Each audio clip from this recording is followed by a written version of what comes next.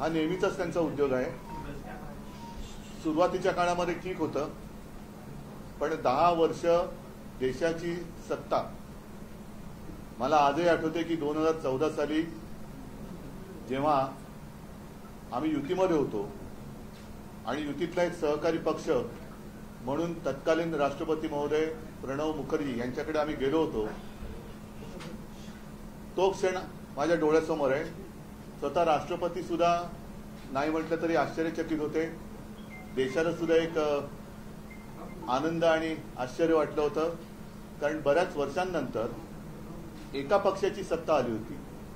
आम्ही एनडीए म्हणून एकत्र जरूर होतो, पण तेव्हाही भारतीय जनता पक्ष हा बहुमताचा आकडा त्यांनी स्पर्श केला होता। त्यानंतर त्यांनी नोटबंदी केली, मग 19 साली पुन्हा सत्तेवर आले, 300 त्यांनी स्पर्श केला, 370 कलम काढलं, आम्ही तेव्हाही सोबत होतो। आता मात्र त्यांच्या मनातली 5वी एक इच्छा ही देशासमोर आलेली आहे। त्यांना आता 5वी बहुमत पाहिजे की जेणेकरून ते देशाची घटनाच बदलून टाकतील, देशामधली लोकशाही मारून टाकतील, आणि ही त्यांची स्वप्न ही आता उघड झालेली आहेत। असो, मी त्या विषयामध्ये तूर्त तरी आता जाणार नाही, कारण प्रचार सभांमध्ये मी त्यावर बोलत असतो।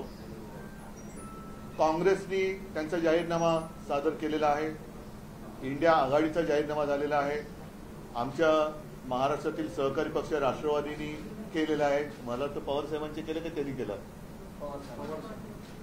कारण आता असली कोण आहे नकली कोण आहे पूछो हमसे जरा असं झालेलं आहे। तर पवार साहेबांच्या राष्ट्रवादीने पण जाहीरनामा प्रसिद्ध केलेला आहे।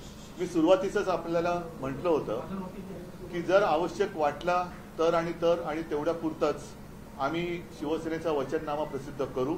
याचं कारण असं की इंडिया आघाडी एक आघाडी म्हणून जे सरकार येणार आहे त्या सरकारमध्ये साहजिकच आहे शिवसेना हा घटक पक्ष असेलच, आणि इंडिया आघाडीचा जो काही जाहीरनामा आहे तो पूर्ण करून घेण्यासाठी आम्ही वचनबद्ध असूच। मात्र आज महाराष्ट्रासाठी ज्या काही गोष्टी आम्हाला प्राधान्याने वाटतात की या व्हायला पाहिजेत केंद्रात सरकार आल्यानंतर, त्या आम्ही शिवसेनेच्या वतीने